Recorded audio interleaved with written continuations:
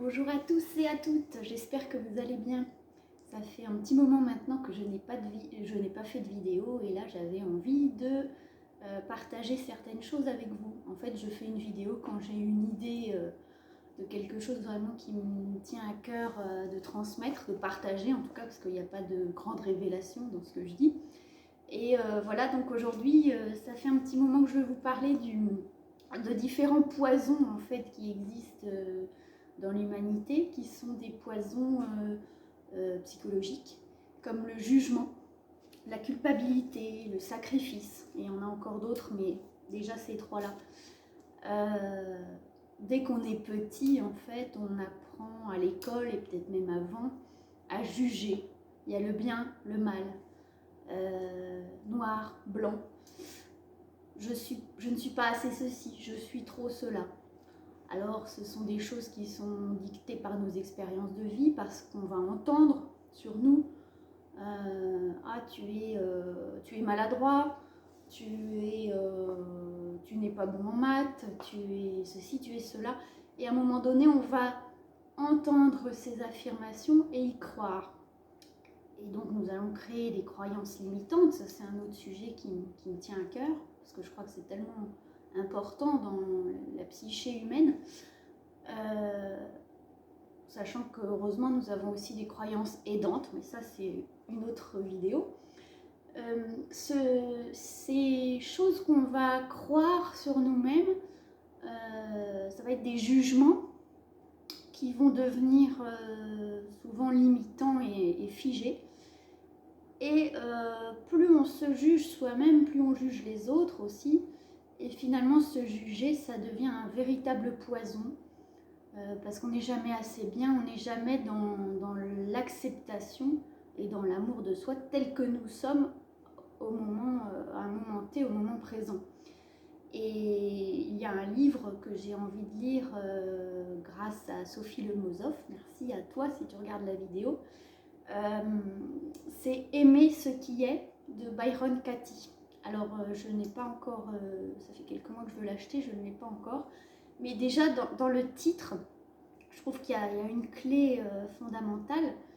Aimer ce qui est, ça ne veut pas dire bah voilà, j'aime tout ce qu'il y a dans ma réalité, j'accepte tout ce qui est présent sans vouloir autre chose. C'est pas, je pense que c'est pas ça l'idée, mais c'est déjà accepter et aimer ce qui est présent dans notre vie à l'instant pour pouvoir ensuite aller, à mon avis, vers quelque chose de plus aligné, de plus en rapport avec nos rêves, avec nos aspirations. Mais d'arriver plutôt que d'être dans une lutte contre ce qui se joue dans le moment, nos émotions, nous sommes des êtres de mouvement, d'émotions, et accepter qu'il n'y ait pas toujours uniquement des émotions agréables, mais qu'il y ait aussi des émotions douloureuses qui nous traversent.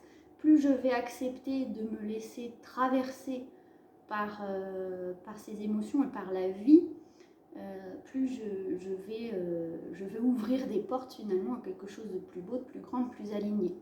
Et là-dessus, un autre remerciement cette fois-ci à toi ma sœur, Anne, qui nous a offert à la famille un beau cadeau de Noël, qui nous fait toujours de beaux cadeaux.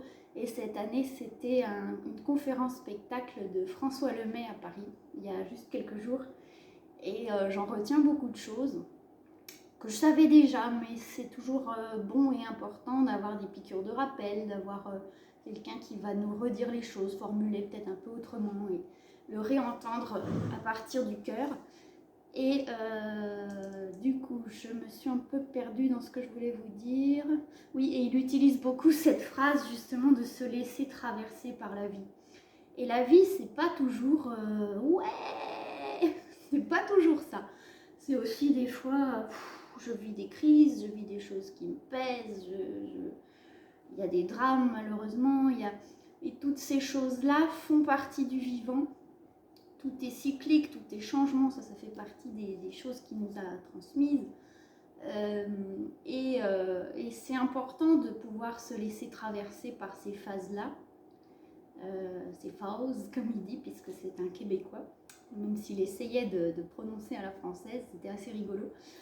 Donc voilà, plus je vais accepter et laisser la vie me traverser, laisser ce que la vie me propose de vivre à un moment donné, sachant que chaque expérience est là pour quelque chose, a une raison d'être, a du sens dans notre parcours de vie.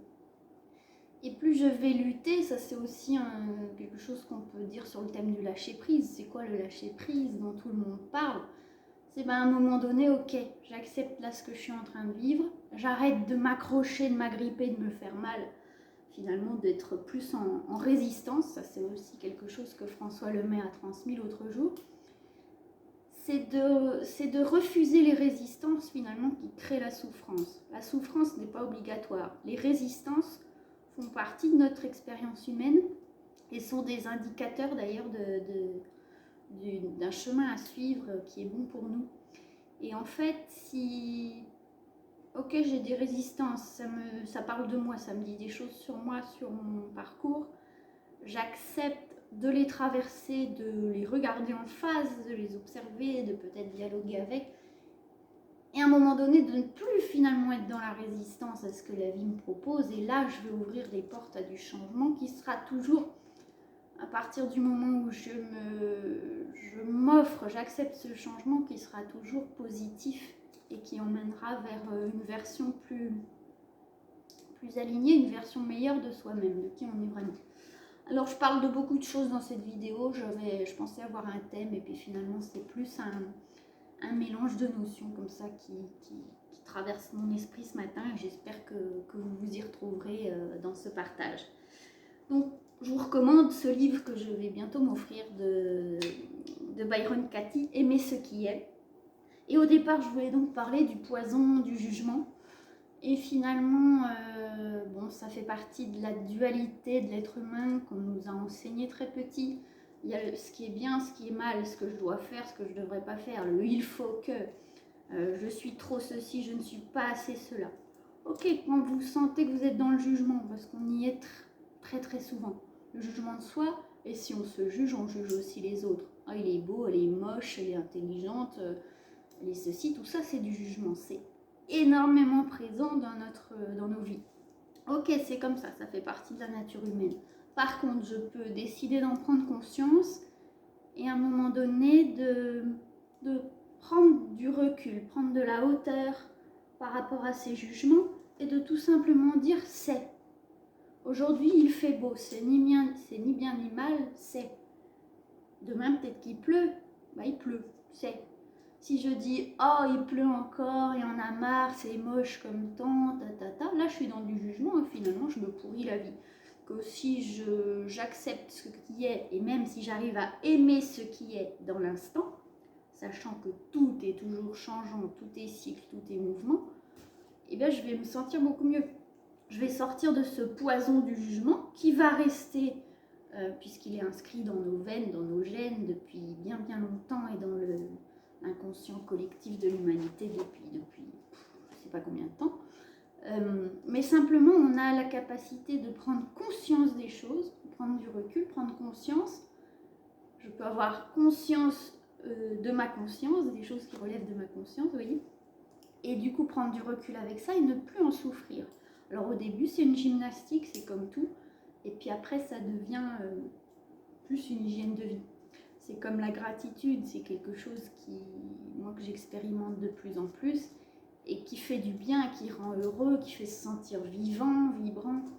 Je remercie pour tout ce que j'ai déjà. Ok, il y a des choses que j'ai envie d'avoir, de vivre qui ne sont pas encore là, mais plutôt que de vibrer ce manque, c'est pas évident, hein. Il y a des moments où je vibre le manque, hein. Mais plutôt que ça, de choisir de mettre mon attention sur tout ce que j'ai déjà, tout ce que je suis déjà, tout ce que je vis déjà, et c'est magnifique.